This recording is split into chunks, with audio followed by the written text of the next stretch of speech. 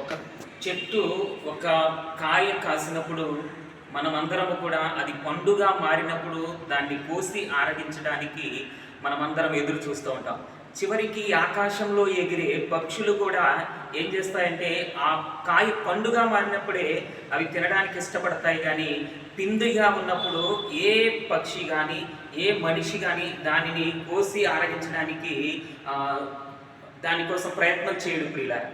కానీ ఈనాటి ప్రపంచంలో కామ క్రోధ మదమాత్సర్యాలతో ఉన్నటువంటి ఈ మనుషులు మృగాల కంటే హీనంగా ప్రవర్తిస్తూ ఏం చేస్తున్నారంటే అభం శుభం తెలియనటువంటి పసి పిల్లలను అత్యాచారం చేయడం, హత్యలు చేయడం, ఇటువంటివన్నీ కూడా ఈ ప్రాపంచిక జీవితంలో ఎన్నో మనం చూస్తూ ఉన్నాం. ఈ పశువులలో కూడా లేనటువంటి హీన స్థితిని మనము మనుషులుగా మన జీవితంలో దీన్ని అవలంబిస్తూ ఉన్నామన్నమాట.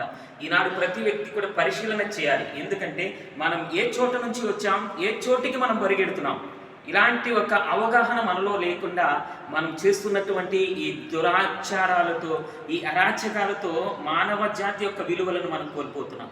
ఇటువంటి సమయంలో మనిషికి తన జ్ఞానముతోనూ తన శక్తితోనూ పరిష్కారం దొరకనటువంటి కొన్ని సమస్యల కోసం ఆ సర్వశక్తివంతుడైనటువంటి దేవుణ్ణి మనం ప్రార్థించినప్పుడు పరలోక తండ్రి ఆయన సాన్నిధ్యమున ఉన్నటువంటి పరిష్కారాన్ని మనకు ప్రసాదిస్తాడు.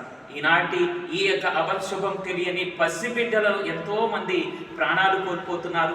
అటువంటి పిల్లలను కలిగిన తల్లిదండ్రులు భయాందోళనతో జీవిస్తున్నారు. ఇటువంటి ఈ దుశ్చర్య నుంచి, ఈ దుష్ట మానవుల లోకం నుంచి అటువంటి పిల్లలను రక్షించడానికి ముక్త కంఠంతో మనమందరము కూడా ఆ సర్వోన్నతుడైనటువంటి దేవుని ప్రార్థిద్దాం.